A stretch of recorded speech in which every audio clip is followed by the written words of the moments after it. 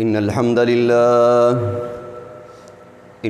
لله نحمده ونستعينه ونستغفره ونؤمن به ونتوكل عليه ونعوذ بالله من شرور أنفسنا ومن سيئات أعمالنا من يهده الله فلا مضل له ومن يضلله فلا هادي له وأشهد أن لا إله إلا الله وحده لا شريك له وأشهد أن محمدًا عبده ورسوله أما بعد فإن خير الحديث كتاب الله وخير الهدي هدي محمد صلى الله عليه وسلم وشر الأمور محدثاتها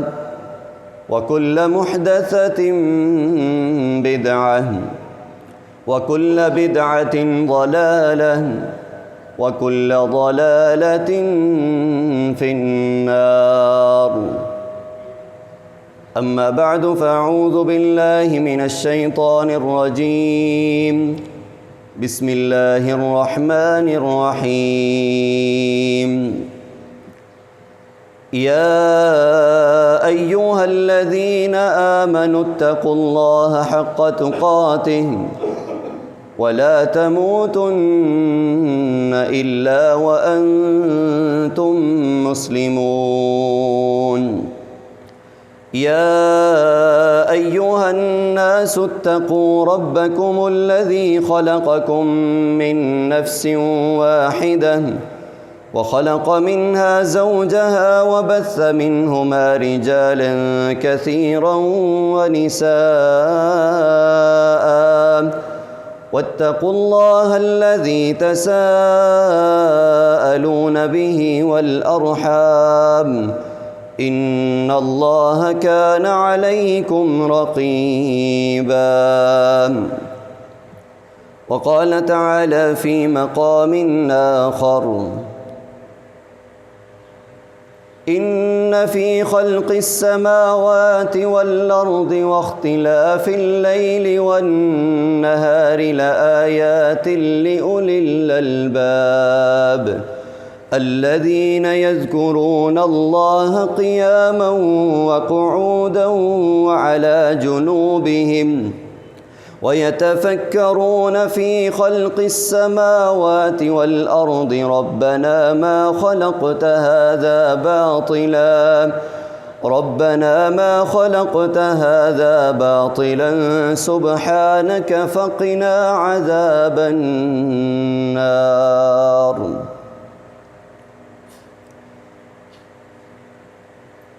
یوں تو سارے اعمال ہی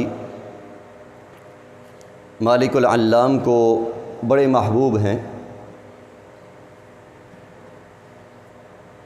لیکن کچھ اعمال ایسے ہوتے ہیں کہ جو رب تعالیٰ کی نظر میں باقی اعمال کی بنسبت زیادہ پسندیدہ ہوا کرتے ہیں،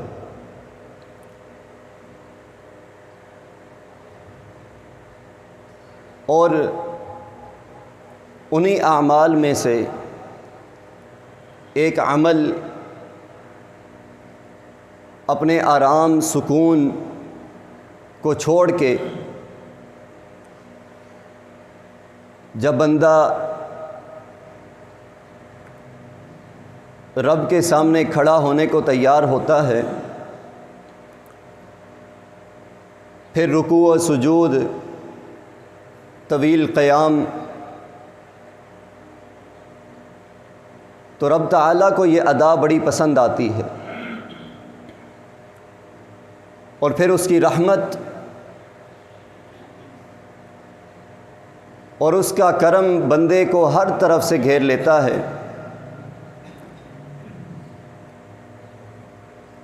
قیام اللیل کی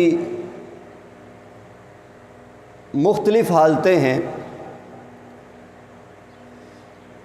ایک قیام جو کہ عام دنوں میں ہوتا ہے، اور ایک قیام جو ماہ رمضان کی بابرکت راتوں میں ہوتا ہے، ایک قیام جو ماہ رمضان کے پہلے 2 عشروں میں، اور ایک قیام وہ ہے کہ جو آخری عشرے میں طاق راتوں میں لیلۃ القدر کو تلاش کرتے ہوئے کیا جاتا ہے۔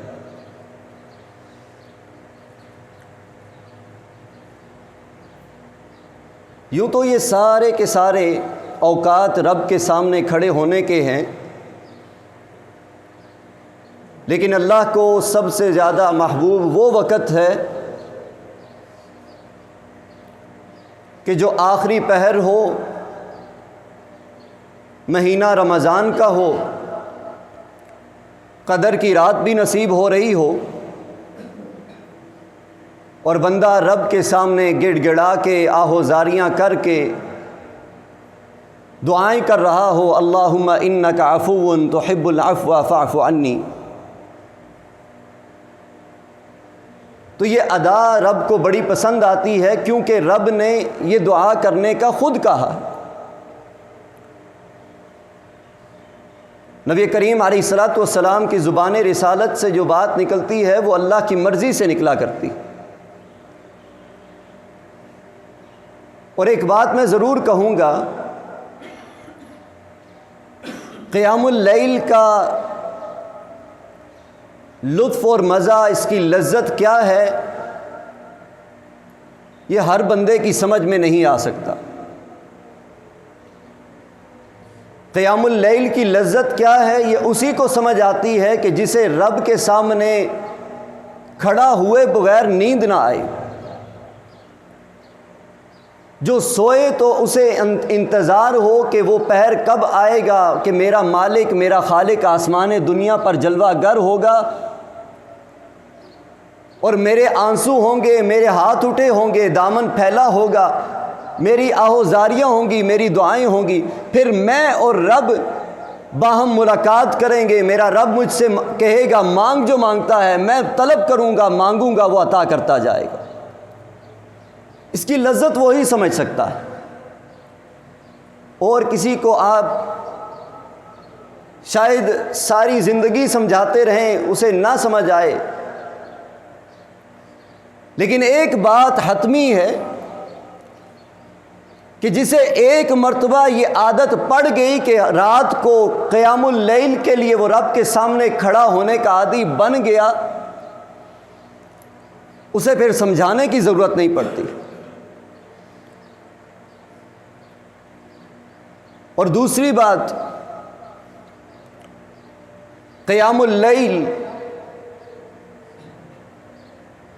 جو کرتے ہیں اللہ تعالیٰ انہیں ہمیشگی کی توفیق عطا فرمائے، اور جو نہیں کرتے اللہ انہیں قیام اللیل کی عادت اپنانے کی توفیق عطا فرمائے۔ لیکن ایک بات ضرور سمجھے گا، ہم نے اگر قیام اللیل کیا ہے تو اس کا مقصد نہیں جانا ہے۔ قیام اللیل مقصد کیا ہے؟ یہ رب کے سامنے کھڑا ہونا، یہی وقت کیوں رب کو پسند آیا؟ اس کے پیچھے راز کیا چھپا ہے؟ صحیح بات تو یہ ہے، شاید ہی کوئی ایسا بندہ ہو جس نے اس راز کو سمجھنے کی اور اسے تلاش کرنے کی کوشش کی ہو۔ قیام اللیل کے بہت سارے مقاصد ہیں، بہت سارے راز پوشیدہ ہیں، لیکن ایک دو آپ کے سامنے رکھوں گا تاکہ جو اس کا عادی نہیں ہے، جو قیام اللیل کی عادت کو نہیں اپنائے ہوئے، ہو سکتا ہے اس کے دل میں بھی یہ بات گھر کر جائے، طمع اور لالچ جاگ اٹھے کہ اس وقت تو رب خزانے رحمتوں کے وہ تقسیم کرتا ہے اور میں چین کی نیند سو رہا ہوتا ہوں۔ حدیث میں آتا ہے، عبداللہ بن سلام رضی اللہ عنہ روایت کرتے ہیں، اور یہ وہ عبداللہ بن سلام ہیں جو کہ یہود کہ بہت بڑے عالم تھے۔ کہتے ہیں کہ جب رسول اکرم علیہ الصلاۃ والسلام نے یثرب کی زمین پر مدینہ المنورہ میں قدم رکھا، مجھے بھی پتا چلا لوگ بھاگتے ہوئے جا رہے تھے، لوگ بھاگتے ہوئے جا رہے تھے۔ جیسے ہی پتا چلا کہ آمنہ کے لال مدینہ کی سرزمین پر قدم رکھ چکے ہیں، عبداللہ بن سلام کہتے ہیں وہ منظر ایسا تھا، ہر بندے کی زبان پر یہ الفاظ سے قدم رسول اللہ، قدم رسول اللہ، قدم رسول اللہ، اللہ کے رسول آ گئے ہیں، اللہ کے رسول آ گئے۔ لوگوں کی خوشی دیکھی نہیں جاتی تھی۔ فرماتے ہیں میں بھی گیا، جب میری نگاہیں سرور کونین علیہ الصلاۃ والسلام کے چہرہ اقدس پر پڑی، کیونکہ یہودی عالم تھے، علم رکھنے والے تھے، سمجھتے تھے، کہتے ہیں میں پہلی نظر ہی آپ کے چہرے پر ڈالنے کے بعد عرفت ان وجہہ لیس بوجہ کذاب، میں نے جیسے ہی آپ کے چہرے کو دیکھا میرے دل نے گواہی دی یہ چہرہ کبھی جھوٹا نہیں ہو سکتا۔ اور اس وقت نبی کریم علیہ الصلاۃ والسلام نے جو پہلے الفاظ ارشاد فرمائے، جو پہلا کلام کیا، جو پہلی تعلیم دی، وہ کیا تھی؟ آپ فرما رہے تھے ایھا الناس افشوا السلام، اے لوگو سلام کو عام کرو، واطعموا الطعام، اور کھانا کھلایا کرو، وصلوا والناس نیام، اور اس وقت کھڑے ہو کر رب کے سامنے سر بسجود ہوا کرو جب خلقت خدا سو رہی ہوتی ہے۔ یہ سنن دارمی کی حدیث نمبر 1501 کے الفاظ، اور دوسری روایت جامع ترمذی کے یہ الفاظ اور سنن دارمی کے الفاظ میں یہ اضافہ ہے، وصلوا الارحام، اور رشتہ داری کو قائم کرو، رشتہ داری جوڑا کرو، تدخلوا الجنت بسلام، میں محمد صلی اللہ علیہ وسلم تمہیں گارنٹی دیتا ہوں جنت میں سلامتی کے ساتھ داخل ہو جاؤ گے۔ قیام اللیل کا راز اور مقصد جو پہلا ہے وہ جنت میں سلامتی کے ساتھ داخلہ حاصل کرنا۔ جو بندہ چاہتا ہے کل قیامت کے دن جنت میں سلامتی کے ساتھ داخل ہو جائے، یہ 4 کام اپنا لیجئے۔ سب سے پہلا کام افشوا السلام، سلام کو عام کرنا۔ دوسرا کام واطعموا الطعام، لوگوں کو کھانا کھلانا ہے۔ کوئی ضرورت مند ہے یا نہیں ہے؟ تیسرے نمبر پر فرمایا وصلوا الارحام، رشتہ داری کو جوڑنا ہے، رشتہ داری قائم کرنی ہے، رشتے ناطے مضبوط کرنے ہیں۔ اور چوتھا کام صلوا باللیل والناس نیام، رات کو اس وقت اٹھا کرو جب خلقت خدا سوئی ہوتی ہے۔ اس وقت مالک العلام آسمان دنیا پر جلوہ گر ہو کے آواز لگاتا ہے۔ کون نہیں جانتا ہم میں سے؟ کون اس حدیث سے واقف نہیں ہے؟ اللہ آسمان دنیا پہ آتا ہے، آواز لگاتا ہے، پریشان ہے، کوئی ٹینشن ہے، کوئی تنگ دستی ہے،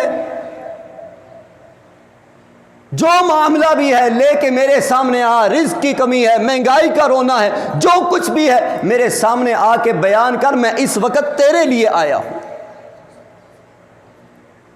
ذرا اس منظر کو اپنے ذہن میں لے کے آئیے کہ رات کا آخری پہر ہو، رب کبریا آسمان دنیا پر ہو، ہم میں سے کسی کا نام لے کر کہہ رہا ہو بندے تو سو رہا ہے، میں تیرے لیے آیا ہوں،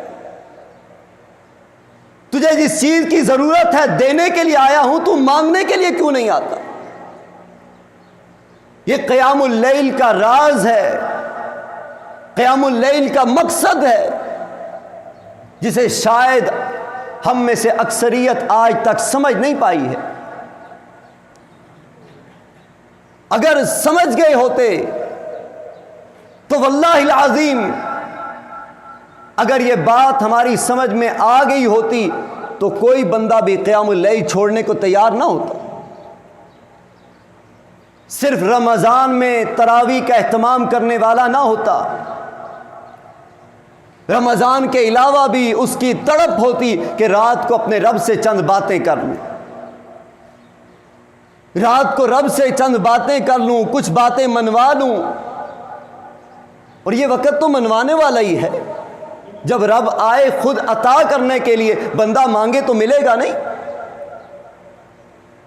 ایھا الناس افشوا السلام واتموا الطعام وصلوا الارحام صلوا باللیل والناس نیام تدخلوا الجنة بسلام۔ 4 کام تم کر لو، جنت میں سلامتی کے ساتھ داخلے کی گارنٹی میں محمد صلی اللہ علیہ وسلم دیتا۔ یہ 4 کام اپنانے ہیں، ان میں سے ایک کیا ہے؟ وہ ایک کام قیام اللیل کا ہے۔ عادت بنائیے، اگر رمضان کے ایک مہینے میں ہم دیکھتے ہیں اکثر لوگ رمضان کے مہینے بھی تنگ پڑ جاتے ہیں، اسی وجہ سے غیر رمضان میں وہ قیام کے لیے، تہجد کے لیے بیدار نہیں ہو سکتے۔ وہ غیر رمضان میں بھی تنگ پڑ جاتے ہیں۔ جو رمضان کے بابرکت مہینے میں تنگ پڑ جائے وہ غیر رمضان میں کیسے اٹھے گا؟ کس طرح سے خود کو تیار کرے گا؟ اس کا دوسرا راز، گزشتہ 1-2 جمعہ قبل شاید یہ آپ نے روایت سنی ہو، لیکن یہاں قیام اللیل کے حوالے سے، اس کے اندر پوشیدہ راز کے حوالے سے بیان کر رہا ہوں۔ نبی کریم علیہ الصلوۃ والسلام کے صحابی ربیعہ بن کعب الاسلمی رضی اللہ عنہ بیان کرتے ہیں، سنن نسائی کی حدیث نمبر 1138 ہے، فرماتے ہیں میں آپ کے پاس ایک رات کو ٹھہرا، جب آپ تہجد کے لیے بیدار ہوئے، قیام اللیل کے لیے اٹھے، میں نے آپ کے استنجے کے لیے، آپ کے وضو کے لیے پانی تیار کیا، آپ کے پاس رکھا۔ آپ خوش ہوئے اور مجھے کہنے لگے ربیعہ کیا مانگتے ہو، کیا چاہیے؟ کہنے لگے اللہ کے رسول، ربیعہ کو اور کیا چاہیے؟ ربیعہ چاہتا ہے مرافقت فی الجنہ، ربیعہ کو جنت میں آپ کا ساتھ چاہیے۔ اب حدیث کا اگلا لفظ، اگلا جملہ کیا ہے؟ نبی علیہ الصلوۃ والسلام نے سوال کیا، ربیعہ نے جو مانگنا تھا مانگ لیا، لیکن اس کے باوجود امتحان ابھی بھی باقی تھا۔ رسول رحمت علیہ الصلوۃ والسلام نے فرمایا او غیر ذالک، ربیعہ اس کے علاوہ کچھ اور بھی چاہیے؟ ربیعہ اس کے علاوہ کچھ اور مانگنا چاہتے ہو یا اسے چھوڑ کے کوئی اور چیز چاہیے؟ ربیعہ کہتے ہیں فقلت ہوا ذاک، اللہ کے رسول ربیعہ کے لیے تو یہی کافی ہے، ربیعہ کو اور کچھ نہیں چاہیے۔ نبی کریم علیہ الصلوۃ والسلام نے فرمایا ربیعہ اگر چاہتے ہو روز قیامت جنت کے اندر مجھ محمد صلی اللہ علیہ وسلم کا پڑوس مل جائے تو کام یہ کرنا ہے فَأَعِنِّي عَلَى نَفْسِكَ بِكَثْرَةِ السُّجُودِ، تم دنیا کے اندر رہتے ہوئے کثرت کے ساتھ سجدے کرو، اس کے ساتھ میری مدد کرو، میں رب سے دعا کروں گا اللہ قیامت کے دن جنت میں میرا ساتھ نصیب فرمائے گا۔ تہجد کی نماز پڑھی جائے تو سجدے کتنے ہو جاتے ہیں؟ اگر 8 رکعت تراویح پڑھیں، 11 رکعت پوری کریں 3 وتر کے ساتھ، سجدے کتنے ہو جاتے ہیں؟ صرف فرض نمازوں میں، سنتوں میں اسی پر اکتفا نہ کیجئے، تہجد کے اندر بھی سجدے کیجئے جو رسول اللہ صلی اللہ علیہ وسلم کیا کرتے تھے۔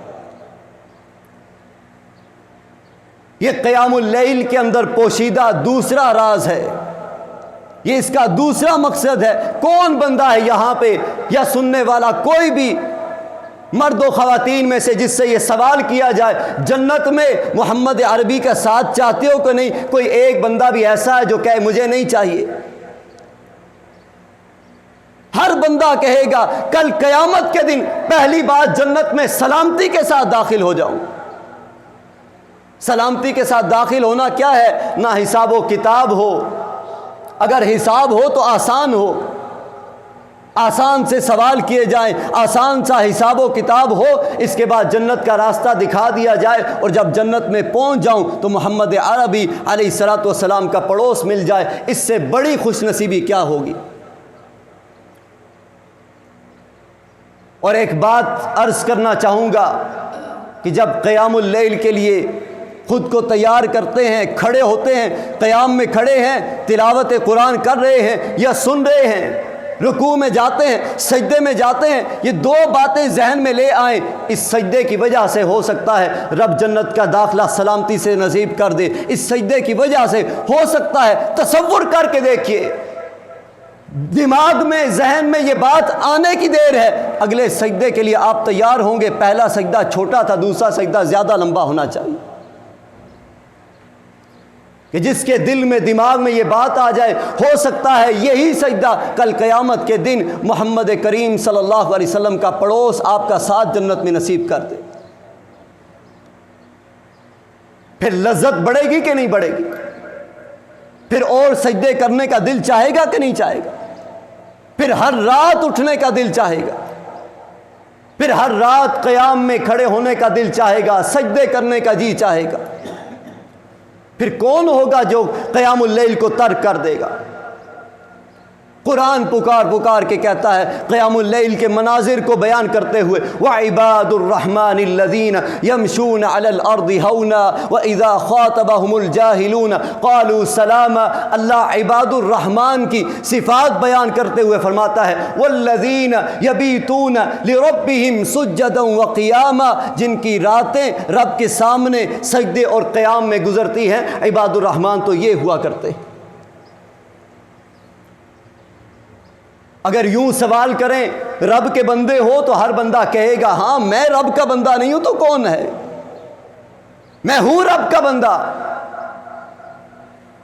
لیکن رب کہتا ہے میرا بندہ وہ ہے. عباد الرحمن کی صفات یہ ہے جن کی راتیں مصلی پر گزرتی ہیں، قیام کرتے ہوئے، رکوع کرتے ہوئے، سجدے کرتے ہوئے. والذین یبیتون لربہم سجدا وقیاما. سورہ فرقان کھولیے، سورت نمبر 25 ہے، آیت نمبر 16 ہے. اس سے آگے بڑھیں، اللہ سورہ سجدہ کے اندر سورت نمبر 32 آیت نمبر 16 میں فرماتا ہے تتجافى جنوبهم عن المضاجع يدعون ربهم خوفا وطمعا. یہ ایمان والے تو وہ ہیں کہ جن کے پہلو رات کو بستروں پر نہیں ٹکا کرتے ہیں، یہ کروٹیں لیتے رہتے ہیں کہ وہ وقت کب آئے گا کہ جب آسمان دنیا پر رب کبریا جلوہ کر ہو کے صدا لگائے گا اور میں اس کی آواز پر لبیک کہتا ہوا بھاگتا پہنچ جاؤں گا. تتجافى جنوبهم عن المضاجع. اب آگے کیا کرتے ہیں؟ یدعون ربهم خوفا وطمعا. اپنے رب کو پکار رہے ہوتے ہیں، اس سے ڈرتے ہوئے بھی، آس امید رکھتے ہوئے بھی، طمع و لالچ بھی رکھتے ہیں کہ ہو سکتا ہے یہ سجدہ میری مغفرت کا، میری بخشش کا سبب بن جائے. قرآن مجید کا تیسرا مقام ہے ان المتقین فی جنات وعیون. اللہ متقین کے بارے میں ذکر فرما رہا ہے. یہ باغات میں، جنتوں میں ہوں گے، نہروں میں ہوں گے، انہیں وہاں پہ نعمتیں دی جائیں گی. اور آگے چل کے اللہ تعالیٰ فرماتا ہے سورۃ الذاریات کی آیت نمبر 15 سے 18 تک پڑھیے کانوا قلیلا من اللیل ما یہجعون. یہ راتوں کو کم سویا کرتے ہیں اور زیادہ وقت کیا کرتے ہیں؟ وبالاسحار ہم یستغفرون. اور آخری پہر میں رب سے بخشش اور مغفرت کی دعائیں کرتے نظر آتے ہیں. یہ متقین کی صفات ہیں جنہیں اللہ نے جنت میں مقامات دینے ہیں. ان کے اندر یہ خوبیاں پائی جاتی ہیں. کانوا قلیلا من اللیل ما یہجعون. وہ رات کو کم سونے والے ہوتے، وہ لمبی تان کے سونے والے نہیں ہوا کرتے. یہاں ذہنوں میں سوال آ سکتا تھا کہ رات کو کم سونے والے، اپنے کام کاج میں بھی آدھی آدھی رات گزار دینے والے، اللہ نے آگے مسئلہ ہی حل کر دیا، وَبِالْأَسْحَارِ هُمْ يَسْتَغْفِرُونَ۔ پہلا وقت آرام کرتے ہیں اور آخری وقت میں رب کے سامنے کھڑے ہو جاتے ہیں، آنسو بہاتے ہیں، بخشش کی دعائیں کرتے ہیں، اللہ سارے گناہ جو دنیا کو نہیں پتا ہے لے کر تیرے سامنے آ گیا ہوں، معافی کے قلم تو پھیر دے، سجدے میں کرتا جاؤں گا۔ آج کتنی سحریاں ہیں، وَبِالْأَسْحَارِ هُمْ يَسْتَغْفِرُونَ، رات کے وقت رب سے بخشش مانگتے ہیں۔ آج کتنی سحریاں ہیں، کتنے رات کے وہ پہر ہیں جب بخشش کے اعلانات ہو رہے ہیں اور اس وقت میں سو رہا ہوں۔ قربان جائیں ان صحابہ کرام پر کہ جو بچوں کو بھی رات کو اٹھا کے اپنے ساتھ کھڑا کیا کرتے تھے۔ صحابی رسول بیان کرتے ہیں، میں چھوٹا سا تھا، نبی کریم علیہ الصلوۃ والسلام کے ساتھ آپ کے ساتھ کھڑا ہوا قیام میں، آپ کے ساتھ کھڑا ہوا، آپ قیام کرا رہے ہیں، سورۃ البقرہ کی تلاوت شروع کی، سورۃ البقرہ آپ پڑھتے جا رہے ہیں، میں نے کہا تھوڑی سی پڑھیں گے، رکوع میں چلے جائیں گے، آپ پڑھتے جا رہے ہیں، پڑھتے جا رہے ہیں،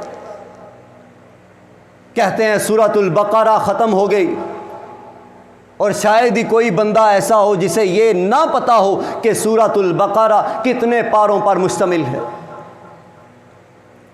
ہر بندہ جانتا ہے، حفاظ کی بات نہیں کر رہا، قراء کرام کی بات نہیں کر رہا، عام بندے کی بات کر رہا ہوں، ہر بندہ جانتا ہے سورۃ البقرہ 2.25 پاروں پر مشتمل ہے، 2.25 پارے ہیں۔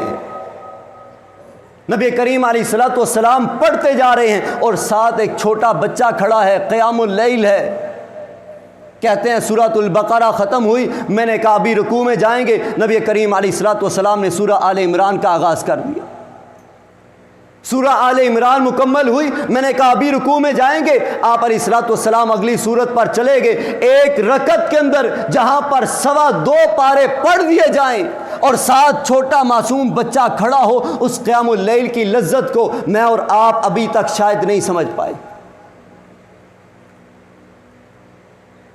جس بچے نے ایک رکعت میں 3 سورتیں سنی ہوں، اور جو قرآن کی سب سے لمبی صورتیں ہیں، پہلی 3 صورتیں جا کر دیکھیے گا کتنے سپارے بنتے ہیں، وہ بچہ بڑا ہو کر قیام اللیل کی لذت کو نہیں پائے گا تو کیا کرے گا؟ پھر اس کا پہلو بستر پر نہیں ٹکا کرتا، پھر وہ قرآن کی اس آیت کا حقدار اور مصداق بنتا ہے، تتجافى جنوبهم عن المضاجع يدعون ربهم خوفا وطمعا۔ ان کے پہلو بستروں پر نہیں ٹکا کرتے ہیں، وہ آرام تھوڑا کرتے ہیں، قیام زیادہ کرتے ہیں۔ آگے بڑھیں تو اللہ تعالیٰ فرماتا ہے سورۃ الزمر کے اندر، وَإِذَا مَسَّ الْإِنسَانَ ضُرٌّ دَعَا رَبَّهُ مُنِيبًا إِلَيْهِ، جب انسان کو پریشانی، تنگی، مصیبت پہنچتی ہے، وہ فرما بردار بن کے رب کو پکارنے لگ جاتا ہے۔ سورۃ الزمر کی آیت نمبر 8 میں اللہ یہ بیان فرمانے کے بعد اور باتیں ذکر کرنے کے بعد اگلی آیت کریمہ میں آیت نمبر 9 میں جو بات ارشاد فرمائی، امن ہوا قانت آناء اللیل ساجدا وقائما، کیا یہ وہی بندہ ہے کہ جو عام دنوں میں بھی جب کوئی پریشانی مصیبت نہیں ہوتی تھی، یہ وہی بندہ ہے جو رب کے سامنے اس وقت بھی کھڑا ہوتا تھا؟ لیکن یہاں پر بات کیا ہے؟ فرمایا کہ امن ہوا قانتن، یہ بہتر ہے یا وہ بہتر ہے کہ جو مصیبت پریشانی میں نہیں بلکہ فراوانی کے اندر، آسانی کے اندر، آسائشوں کے اندر بھی رات کو کھڑا ہو کر رب کو منانے کی کوشش کرتا ہے۔ اللہ فرماتا ہے ان دونوں میں سے، ان دونوں عبادت گزاروں میں سے اچھا کون ہے، بہتر کون ہے؟ یہ فیصلہ میں بھی کر سکتا ہوں، آپ بھی کر سکتے ہیں۔ ہم میں سے اکثر ایسے یہاں پر موجود ہوں گے کہ جنہیں ہر پریشانی میں رب یاد آتا ہے، تہجد بھی پڑھ لیتے ہیں،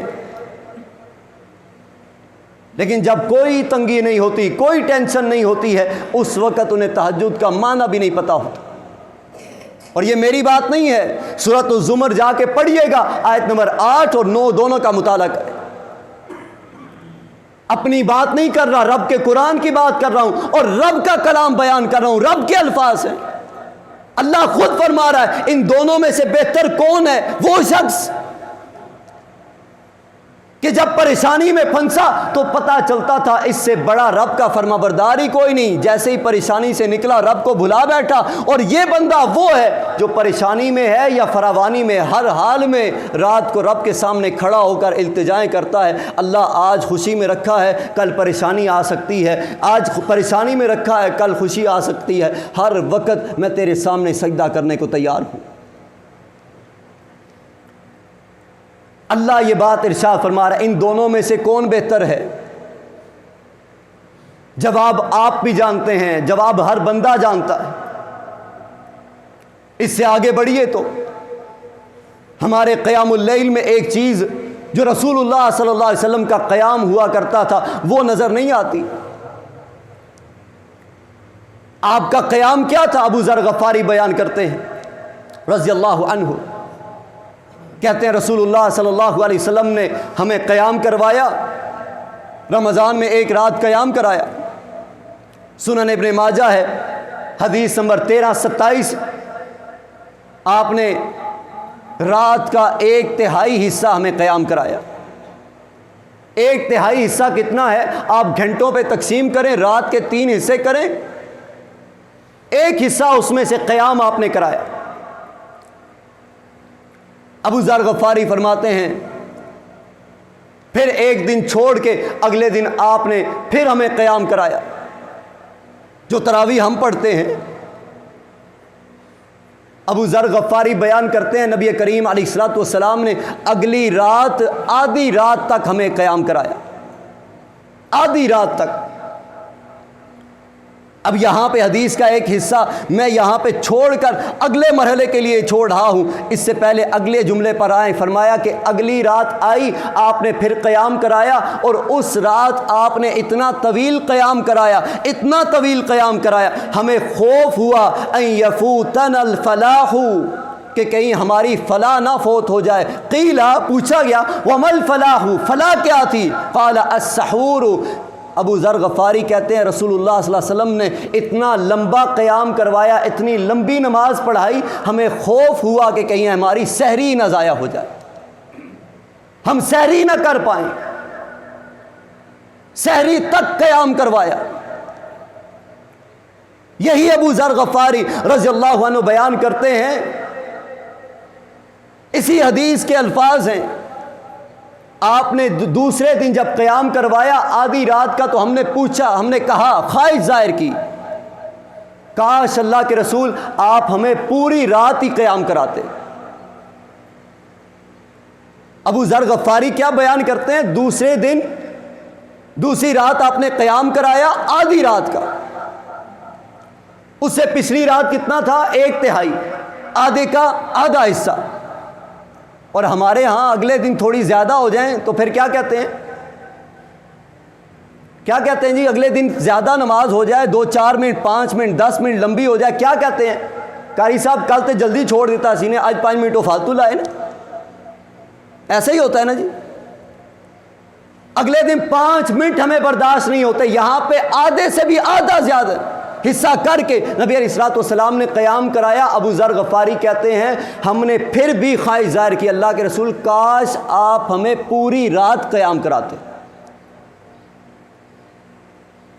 یہ رسول اللہ صلی اللہ علیہ وسلم کا قیام اللیل تھا،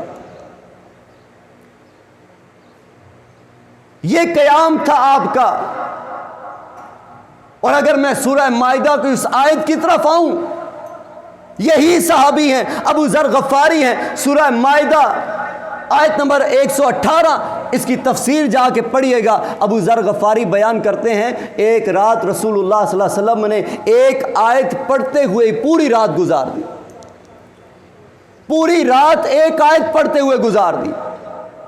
اور وہ آیت کیا ہے؟ ان تعذبهم فانهم عبادك وان تغفر لهم فانك انت العزیز الحکیم۔ اے اللہ ابو ذر غفاری کہتے ہیں اگلے دن میں نے پوچھا، بعد میں قیام کے بعد میں نے پوچھا اللہ کے رسول آپ نے ایک آیت پڑھتے ہوئے پوری رات قیام میں گزار دی، وجہ کیا تھی؟ نبی علیہ الصلوۃ والسلام نے فرمایا میرے صحابی ابو ذر میں اپنے رب کے سامنے اپنی امت کی بخشش کے لیے سفارش اور اپنے رب کے سامنے چند مناجات پیش کر رہا تھا، اللہ میری امت کو معاف کر دے۔ اور امت ہے کہ لمبی تان کے سوئی ہوتی ہے، تھوڑا سا قیام بڑھ جائے تو پورے محلے میں شور مچ جاتا ہے۔ ان تعذبہم، اب آئیے اس کے ترجمے کی طرف، ان تعذبہم فانہم عبادک، اللہ یہ گناہ گار خطا کار ہیں، تیرے بندے ہیں، تو عذاب دینا چاہے، ان تعذبہم فانہم عبادک، اگر تو انہیں عذاب دینا چاہے تو تیرے بندے ہیں، میں پوچھنے والا کون ہوتا ہوں؟ وان تغفر لہم فانک انت العزیز الحکیم، تو معاف کر دے تو تو عزیز ہے، حکیم ہے، تجھ سے پوچھنے والا کون؟ اس آیت کی گہرائی میں شاید ابھی نہ پہنچ سکے، لیکن جب خود بیٹھ کے اکیلے بیٹھ کے اسے پڑھیں گے یا اندھیری رات کے اندر قیام کے اندر یہ آیت پڑھیں گے، ان تعذبہم فانہم عبادک، اللہ عذاب دینا تیرے حق میں ہے، تیرے اختیار میں ہے، تو مالک ہے، تو قدرت رکھنے والا ہے، تیرے بندے عذاب دینا چاہے تجھ سے کون پوچھے گا؟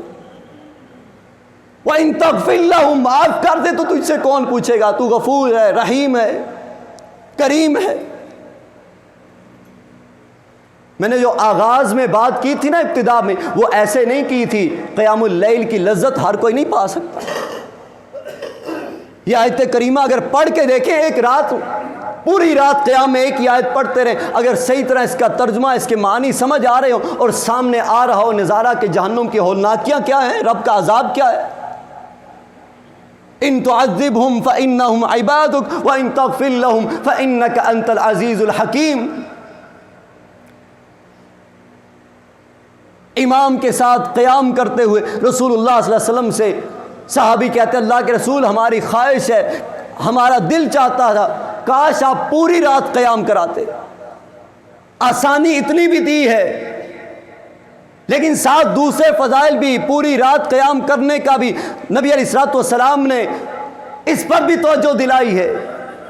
آپ نے فرمایا میرے صحابی تمہاری خواہش ہے کہ میں پوری رات قیام کراتا، حالانکہ میں نے آدھی رات کا قیام کرایا ہے، تو سنو، من قام مع الامام، جس نے امام کے ساتھ کھڑے ہو کے قیام اللیل کیا، حتی ینصرف، جب تک امام نے قیام کرایا یہ امام کے ساتھ قیام میں شامل رہا، فَإِنَّهُ، تو اس بندے کے لیے اللہ تعالیٰ نے اجر کیا رکھا ہے؟ اللہ اس کے امام کے ساتھ کھڑے ہو کر قیام کرنے کے بدلے میں اسے پوری رات کے قیام اللیل کا ثواب عطا فرماتا،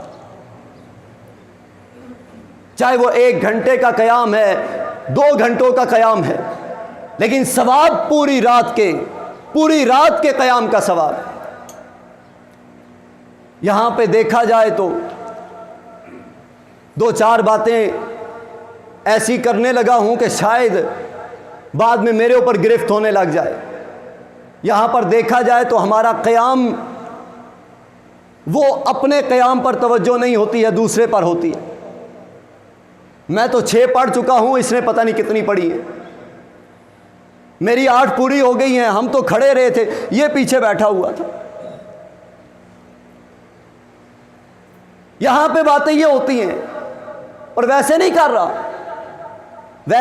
رہا، میں نے خود سنی ہے، میں نے خود دیکھا ہے، اور مزے کی بات بتاؤں، مجھے بھی کسی نے معاف نہیں کیا۔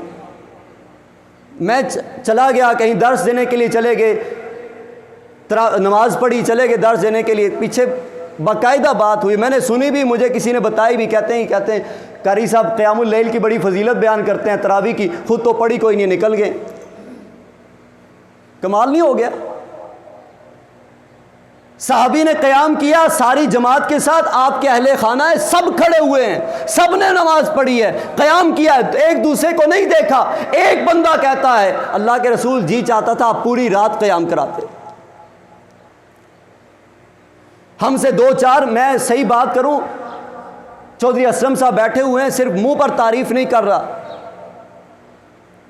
8:30 سے لے کر 10 بجے تک بزرگ بندے کے لیے جس کی 90-95 سال عمر ہو کرسی پر بھی بیٹھ کر نماز پڑھنا بڑا مشکل ہوا کرتا ہے، لیکن اللہ تعالیٰ انہیں صحت اور عافیت والی لمبی زندگی عطا فرمائے۔ یہ 8:30 بجے جماعت کے ساتھ شامل ہوتے ہیں، 10 بجے تراویح ختم ہوتی ہے، اس وقت تک یہ پوری نماز پوری تراویح ساتھ پڑھتے،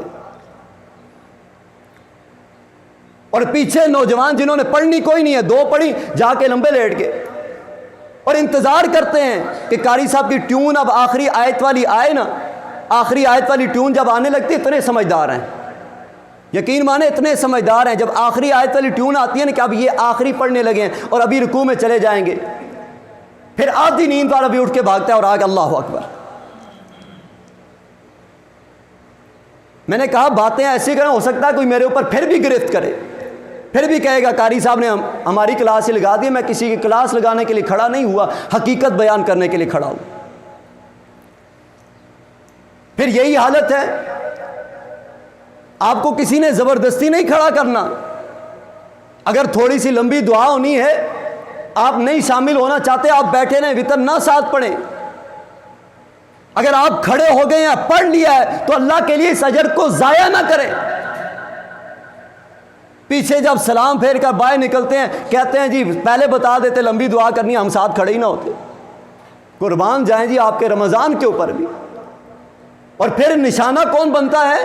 نشانہ ہمیشہ وہ آپ کا امام، آپ کا خطیب بنتا۔ پہلے کہتے ہیں بتاتے نہیں، جب بتائیں تو کہتے ہیں جی کہ اس میں کوئی آسانی نہیں مل سکتی۔ اللہ کے لیے رمضان کے مہینے کی تو اہمیت کو سمجھے، اللہ کے لیے قیام اللیل کی اہمیت کو تو سمجھے۔ یہ مذاق بعد میں بھی ہوتا رہے گا، یہ رمضان کئیوں کو نصیب ہوا ہے اور بعد میں آج دیکھ لیں کئیوں کو نصیب نہیں ہو رہا، نہ جانے آنے والے اگلے دن اور وہ طاق راتیں جس میں قدر کی رات آنی ہے، وہ نہ جانے ہم میں سے کس کو نصیب نہیں ہونی۔ اللہ کا واسطہ دے کر کہتا ہوں نکل آئیے ان دنیا کی اور ان خرافات سے اور ان مذاق اور ان ڈراموں سے۔ نماز کے اندر ایسے نہیں شامل ہوا جاتا جس سے ہم ہوتے ہیں، اگر کھڑا ہونا ہے پڑھنی ہے تو ڈٹ کے کھڑے ہو جائیں، نہیں پڑھنی فرض نماز پڑھیں، 2-4 تراویحیں پڑھنی ہیں، آپ جا سکتے ہیں، آپ کو کسی نے نہیں کہا کہ آپ لازماً ہی کھڑے ہوں۔ علماء کو دیکھ لیں، میں کئی مثالیں آپ کو بیان کر سکتا ہوں، تراویح میں کھڑے ہوئے ہیں، قیام کر رہے ہیں، انہیں پتہ ہے رات کو 12 بجے نکلنا ہے، سفر کرنا ہے، فلاں شہر میں جا کے فجر کا درس دینا ہے، پھر وہاں سے نکل کر دوسری جگہ جانا ہے، سفر ہی سفر ہے، لیکن قیام جہاں پہ موقع ملتا ہے چھوڑتے نہیں ہیں، جماعت کے ساتھ مل رہا ہے پڑھتے ہیں، اگر آگے نکلنا ہے کہیں جانا ہے درس کے لیے پھر وہ اپنا ضرور پڑھتے ہیں، قیام لازمی کرتے ہیں۔ یہ اس لیے بیان کی ہیں کہ شاید آپ کو یہ باتیں سمجھ آ جائیں، کسی کی دل آزاری مقصد نہیں تھا، کسی کو نشانہ بنانا مقصد نہیں تھا، مقصد یہ تھا دوسرے کو دیکھنے کے بجائے خود کو دیکھیں، میں نے اس رمضان میں کیا کمایا ہے اور کیا ضائع کیا ہے۔ اللہ مجھے آپ سب کو سمجھ کر عمل پیرا ہونے کی توفیق عطا فرمائے۔ ھذا ما عندی واللہ اعلم بالصواب۔